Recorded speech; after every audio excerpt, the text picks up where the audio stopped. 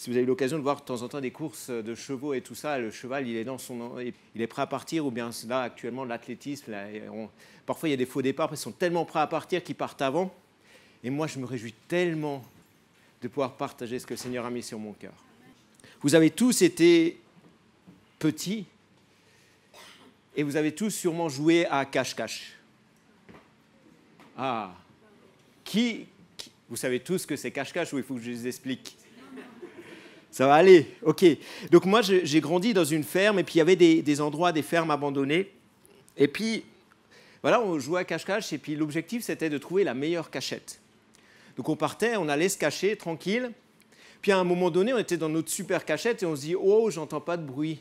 Mais ça m'intéresse de voir ce qui se passe dehors. » Et alors on met juste la tête et là, on est trouvé. Ah zut alors. Ou alors, je ne sais pas si vous avez déjà joué à cache-cache pour ceux qui ont des enfants, avec votre enfant.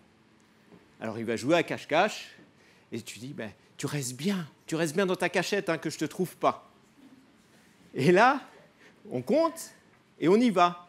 Et puis on dit juste « Kenan, oui papa, je suis là. »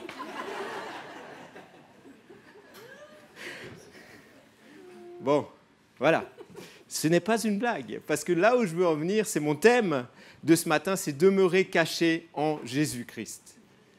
Demeurer caché en Jésus-Christ. Quand on voit ce qui se passe dans le monde, quand on voit combien ce monde tourne, on a juste envie d'une chose, c'est d'être caché, et si possible, pas comme l'autruche, c'est-à-dire tout caché. Et parfois, dans l'Église, ou en tant que chrétien, on a cette tendance, comme un petit enfant, de se dire, mais il y a l'attrait du monde qui nous appelle et qui dit « Eh oh, je suis là !» Et puis là, on sort, et puis là, tout d'un coup, on n'est plus caché. Ou alors, on se dit « Mais là, dans l'endroit où je suis, ma vie, elle est vraiment, par rapport à d'autres, elle n'est pas excitante et tout ça. » Et on veut juste sortir la tête pour voir ce qui se passe à l'extérieur, et tout d'un coup, on n'est plus caché, et on est vulnérable. Et l'apôtre Paul, dans Colossiens 3, 1-4, nous dit la chose suivante. « Si donc, vous êtes ressuscités avec le Christ. » Ça s'adresse aux Colossiens ou ça s'adresse à nous? Qui est ressuscité avec Jésus? Ah, bon, il va falloir que vous veniez pour le cours de baptême. Hein. Si donc vous êtes ressuscités avec Christ, ça s'adresse à nous qui avons donné notre vie au Seigneur. Voilà ce qu'il est dit. Il est dit, cherchez les choses d'en haut où le Christ est assis à la droite de Dieu. Pensez à ce qui est en haut et non pas à ce qui est en bas. D'accord? Car vous êtes morts et votre vie est cachée avec le Christ en Dieu. Votre vie est cachée avec le Christ en Dieu. Pensez à ce qui est en haut et pas en bas. Alors, je vais m'appuyer sur un fait divers d'il y a 4000 ans pour illustrer ce que ça veut dire vivre caché avec Jésus. Vous avez une idée? Pour ceux qui connaissent le thème du message, le fait divers d'il y a 4000 ans sur lequel je vais me baser. Jonas, non. David, non. Un peu plus en David. Écoutez, vous n'avez pas lu le Nouvelliste, hein, c'était marqué dans le Nouvelliste ce matin, ce fait divers. C'est Noé. Noé. Alors vous allez me dire, mais pourquoi s'occuper d'un fait divers d'il y a 4000 ans? On a tellement de choses à penser. Pourquoi tu veux parler de ça? Et Jésus va dire la chose suivante. Jésus va dire la chose suivante. Dans Luc 17, ce qui arriva au jour de Noé arrivera de même au jour du Fils de l'homme. Les gens mangeaient, buvaient, se mariaient, étaient donnés en mariage jusqu'au jour où Noé entra dans l'arche. Le déluge vint et les fit tous périr. Il en sera comme au temps de Lot. Les gens mangeaient, buvaient, achetaient, vendaient, plantaient, bâtissaient. Mais le jour où Lot sortit de Sodome, une pluie de feu et de soufre tomba du ciel et les fit tous périr. Il en sera de même le jour où le Fils de l'homme se révélera. Jésus va utiliser cet exemple pour nous parler. Et il va dire, ça sera de même au jour des fils de l'homme. Et nous sommes dans les jours du Fils de l'homme, où on attend le Seigneur Jésus qui revient. Qu'est-ce qui se passait à cette époque-là? Et c'est ce que l'on va voir ce matin. Et juste le contexte de ce texte. Jésus donne ça à ses disciples pour avertir, pour leur dire, tenez-vous prêts. Donc quand on a des recommandations, vaut mieux les suivre. Sinon, on se met en danger. Et c'est ce qu'on va voir ce matin. Et je me réjouis vraiment de partager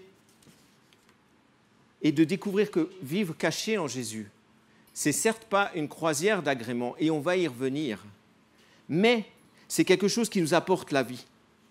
C'est l'endroit où il y a la vie de Dieu.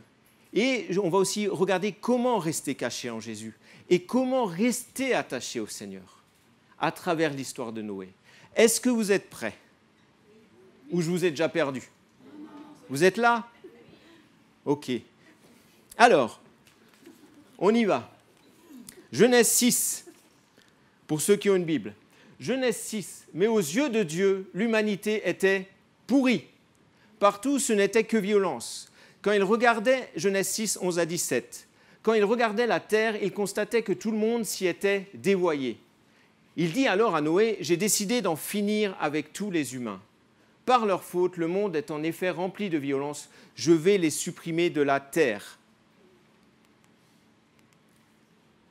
Construis-toi une arche, une sorte de grand bateau en bois de cyprès. Tu l'aménageras en nombreux compartiments et tu l'enduiras de poids à l'intérieur et à l'extérieur.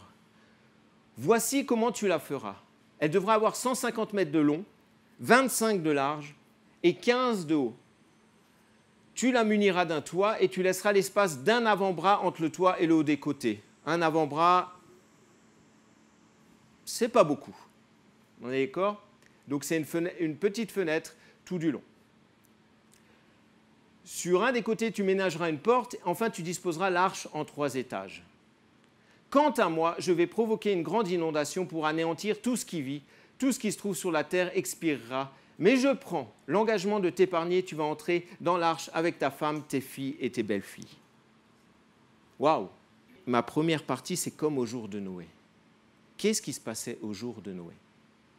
Le texte nous dit « la terre était pourrie ». Vous avez déjà eu l'occasion de sentir une pomme de terre pourrie? Ça pue. Et on a cette pomme de terre au milieu peut-être de pommes de terre qui est super bonne, mais alors on n'a juste pas envie de faire des frites à ce moment-là. Et on doit se pincer le nez pour aller chercher la pomme de terre pourrie et la jeter. Et ce qui se passait à l'époque, c'est que la terre était pourrie. Et Dieu a dit, maintenant c'est terminé, je vais juger, supprimer tout le monde. Quoi? Dieu qui juge, Dieu qui... Michael, ça ne se fait pas, n'est-ce pas? Dieu est un Dieu de grâce. Et pourtant, la terre à l'époque était pourrie. Le texte nous dit, Jésus nous dira, les gens buvaient, mangeaient, se mariaient, etc. Mais alors, qu'est-ce qu'il y a de mal à boire, manger, se marier? Rien. Ce qu'il y a de mal, c'est qu'en fait, les gens étaient aveugles et qu'en fait, ils mettaient leur ego, eux en premier. Ils ne pensaient pas qu'ils ne plaisaient pas à Dieu. Et le texte nous dit, la terre était pourrie, mais elle était remplie de violence. Au jour de Noé, c'était comme ça. Au jour de Noé, les hommes étaient loin de Dieu et vivaient en rébellion avec Dieu. Et ce qui les importait, c'était juste de manger, boire, avoir du plaisir, se marier. Et on ne pense à rien d'autre. Et Jésus dira, comme au jour de Noé, il en sera de même au jour jusqu'à ce que je revienne. Alors vous allez dire, ouais, mais Michael, quand même. Alors, ouvrons le journal ou bien ouvrez la télé. Est-ce qu'il y a de la violence dans le monde? Y a-t-il de la vérité, de la justice dans notre société? Non? De façade. Ouais, de l'hypocrisie, oui. Est-ce qu'on se rend compte que le mal abonde? Et en plus, non seulement il abonde, mais il augmente.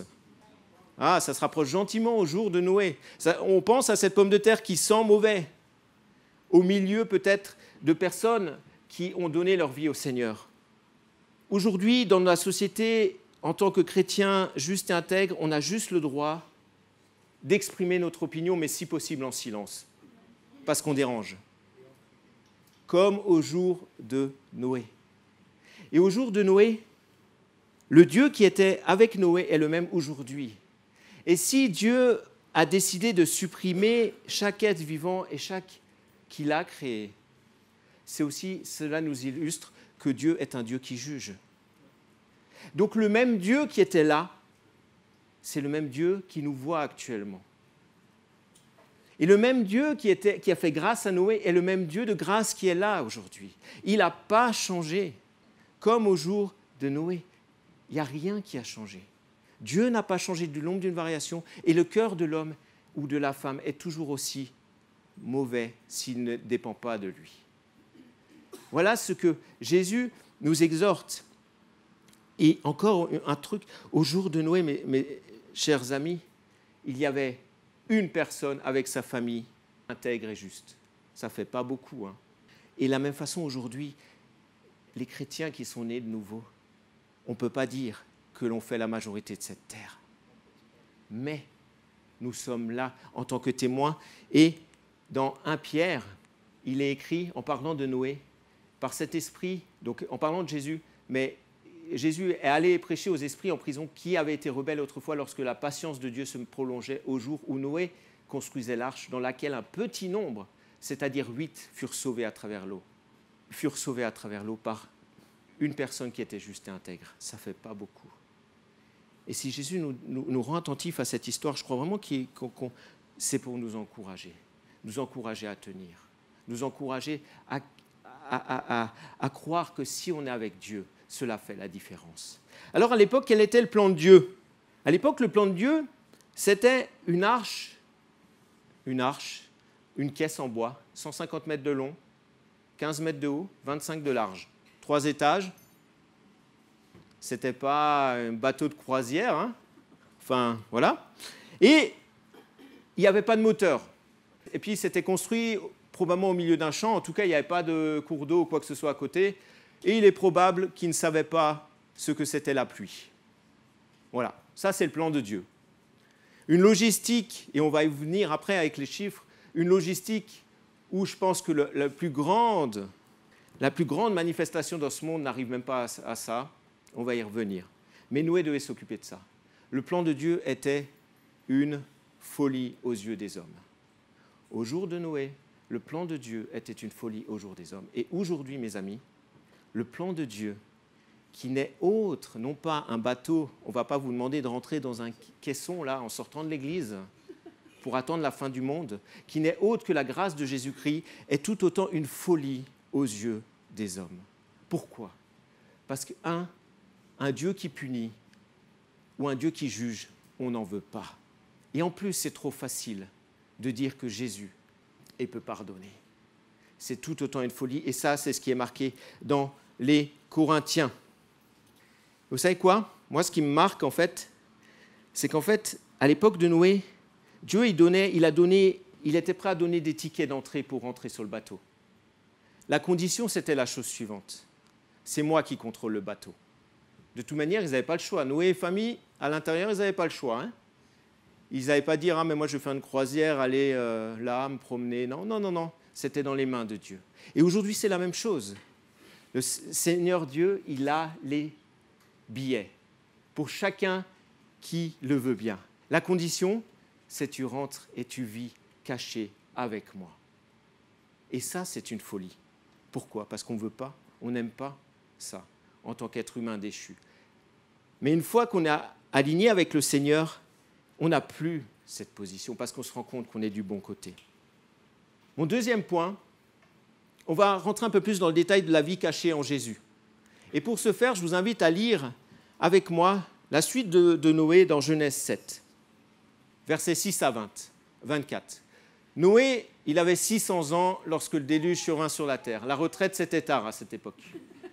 Noé entra dans l'arche avec ses fils, sa femme et ses belles-filles pour échapper à l'eau du déluge, d'entre les bêtes pures et les bêtes qui ne sont pas pures, les oiseaux et tout ce qui rampe sur le sol. Il entra dans l'arche auprès de Noé des couples, un mâle et une femelle, comme Dieu l'avait ordonné à Noé. 7 jours après, les eaux du déluge vinrent sur la terre, et l'an 600 de la vie de Noé, le 2e mois, le 17e jour du mois, en ce jour-là, toutes les sources du grand abîme jaillirent, et les écluses du ciel s'ouvrirent. Il y eut de la pluie sur la terre 40 jours et 40 nuits.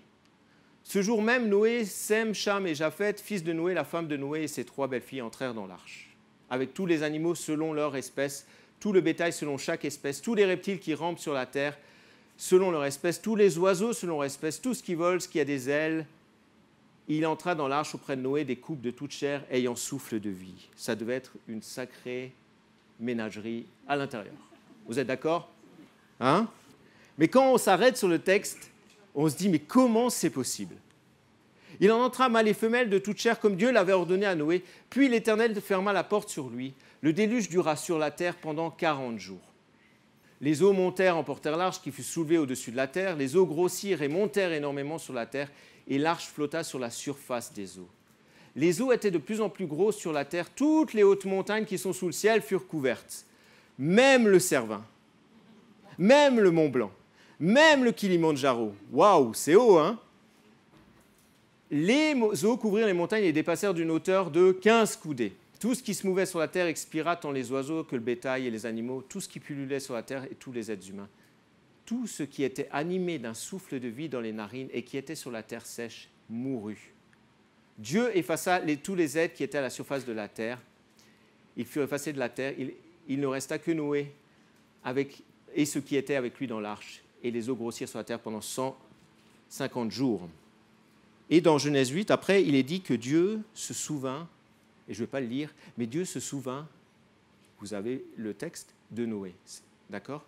Et donc, il a arrêté de pleuvoir. Et là, à un moment donné, Noé va relâcher un corbeau pour voir où c'en est. Le corbeau, il va et vient, mais il n'apprend pas de nouvelles. Alors, il va relâcher une colombe. Et il va relâcher une première fois, la colombe revient, parce qu'il n'y a pas un endroit pour se reposer. Ensuite, 7 jours après, il la relâche, elle revient avec un rameau d'olivier, et 7 jours après encore, elle la relâche. Et là, tout simplement, elle ne revient plus. Voilà le texte. Et là, ils peuvent gentiment sortir de l'arche. Alors, la vie cachée. À l'époque, quand Noé était dans l'arche, eh bien, ils étaient dans une caisse, mais ils étaient protégés. Tout autour, le texte nous dit, tout ce qui avait souffle de vie est mort, mais la vie de Dieu était dans l'arche. Pour chaque espèce, pour Noé et sa famille, la vie de Dieu était à l'intérieur. Oui, sûrement que l'arche, le bateau allait, montait, et ça devait être désagréable, surtout au début. Il devait y avoir des grosses vagues.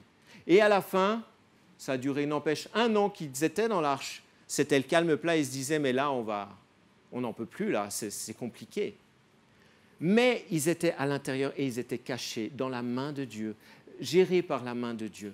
Et il y avait la vie. Et ça, c'est important. Et c'est la même chose pour nous aujourd'hui, les amis. Quand on est avec le Seigneur Jésus, Colossiens 3 nous dit, pensez à ce qui est en haut et non pas à ce qui est en bas sur la terre. Car vous êtes cachés en Jésus. Vous êtes cachés en Jésus. De la même manière, quand Dieu nous voit, on est caché dans le Seigneur Jésus. On a la justice du Seigneur Jésus. D'où l'importance de rester caché en lui. Laissez-moi vous raconter une petite histoire. C'est un pasteur à l'époque, sa congrégation était loin, 4 heures de marche, et il partait très tôt le matin pour aller célébrer l'office. Et donc, à 4 heures le matin, il partait, et puis là, il arrive dans la forêt quand tout d'un coup, un peu de fraîcheur, comme on a entendu, il y a l'orage qui commence à gronder, et puis là, il prie, Seigneur, pourvu, s'il te plaît, que j'arrive sec pour faire ma prédication. Et il est arrivé mouillé, parce que l'orage a continué, et puis il est arrivé trempé jusqu'aux os. C'était peut-être un peu ce que vous avez connu au Kids Game.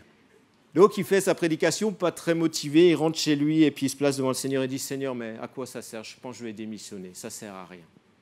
Finalement, j'ai prié, rien ne s'est passé. Et là, il y a des personnes qui arrivent chez lui, 3 jeunes avec des pistolets. Et les 3 jeunes arrivent avec des armes et disent, Pasteur, le Dieu que tu sers, tu dois continuer à le servir. Ah. Et là, ils disent, on était dans la forêt, pendant la saison sèche. Des sorciers nous avaient payé, regarde l'argent, nous avaient payé pour te supprimer. Et on n'a pas compris, il y a un orage qui est venu et qui a mouillé la poudre de nos armes et on ne pouvait rien te faire. Le pasteur était caché avec le Seigneur Jésus et il ne craignait pas. Oui, parfois on se dit, la vie chrétienne, ce n'est pas une croisière d'agrément. En tout cas, je ne sais pas si vous êtes d'accord, mais la vie chrétienne, on se l'imagine comme ça. Dernier bateau de croisière qui va être dans, ou peut-être il est déjà, hein, immense parc aquatique, théâtre, casino, spa, mini-golf, quelques 5600 passagers. Vous voyez tout ça? Qui veut faire une croisière comme ça, tranquille? Ah, yes.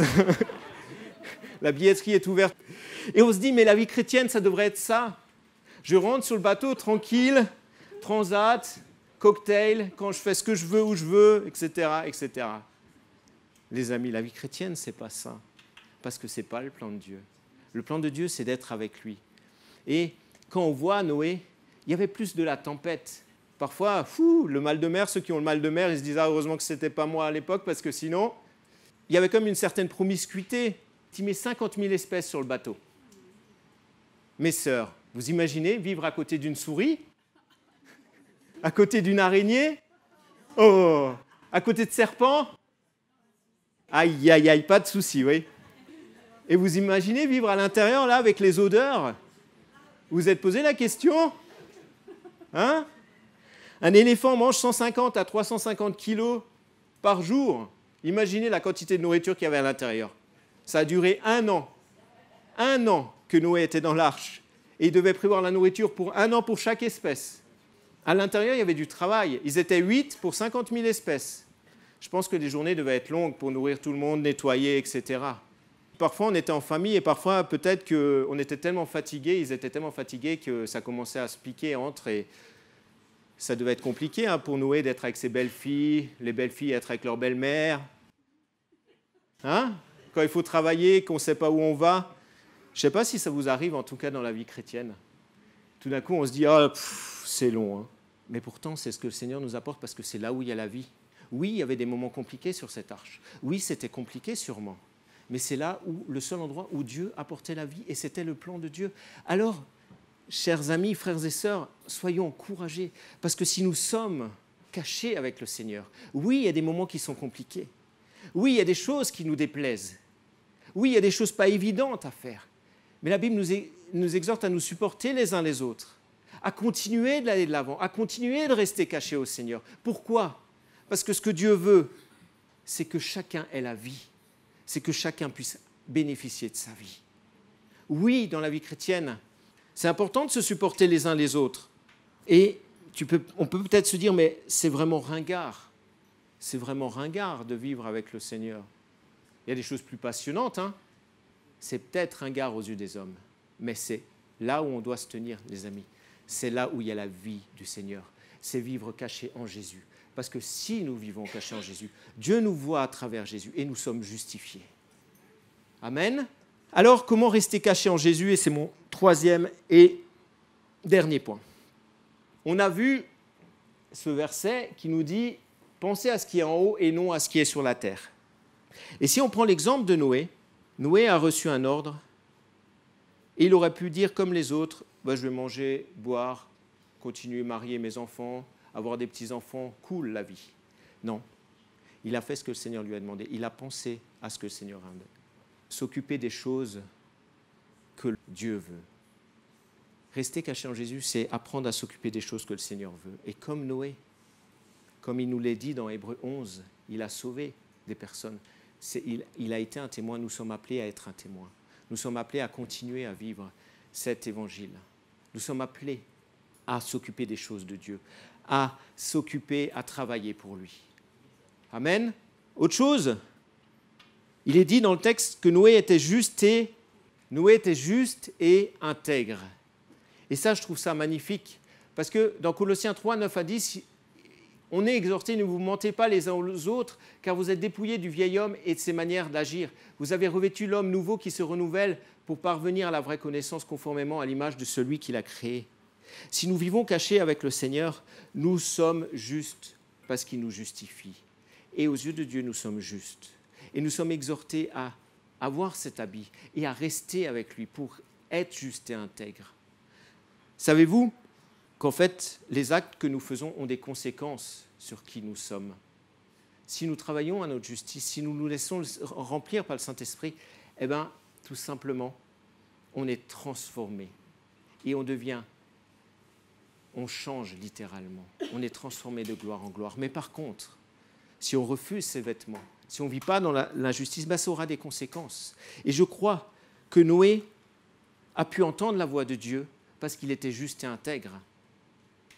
Dieu l'a vu et Dieu lui a parlé. Dieu l'a vu, il lui a parlé. Et ça, c'est un autre point.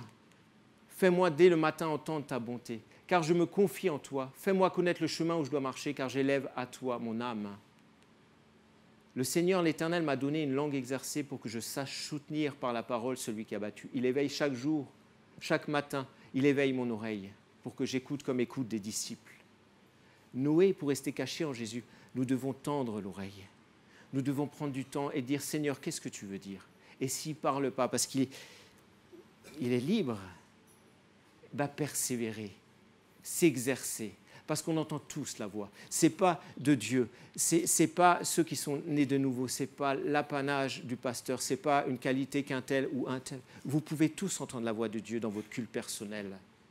Et Noé était quelqu'un qui entendait la voix de Dieu distinctement. Et vous savez quoi?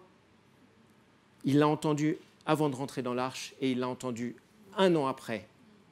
La Bible ne nous dit pas s'il l'a entendu entre les deux. 1 an sans entendre distinctement la voix de Dieu. Il n'y avait pas de fil d'actu dans l'arche pour savoir où c'en était, quel niveau était. Vous savez, actuellement, les journaux, vous allez voir qu'est-ce qui se passe, tac, tac. Vous regardez, lui, il a eu la médaille de bronze, lui, la médaille d'or, etc. Et puis, on est informé en continu. Ce n'était pas comme ça. C'était basé sur la foi. Il entendait la voix de Dieu. Et nous sommes appelés à travailler notre oreille. Et le texte de Genèse nous dit, Noé fit tout ce que Dieu lui demanda. Il a pris l'obéissance. Il a été obéissant. Mais l'obéissance commence dans les petites choses. Alors, quand vous rentrez chez vous tout à l'heure, ne commencez pas à construire une arche, mais peut-être que le Seigneur nous exhorte à apprendre l'obéissance dans notre culte personnel, à prendre du temps avec lui régulièrement. Et ça commence par là, l'obéissance. Et quand on commence petit à petit les choses, le Seigneur continue à manifester sa confiance et on fait d'autres choses. Mais ça commence petit pour les œuvres que le Seigneur a fait. Noé fit tout ce que l'Éternel lui demanda. Et ça, je trouve ça magnifique. Et être dépendant de l'Esprit. La colombe est le symbole du Saint-Esprit.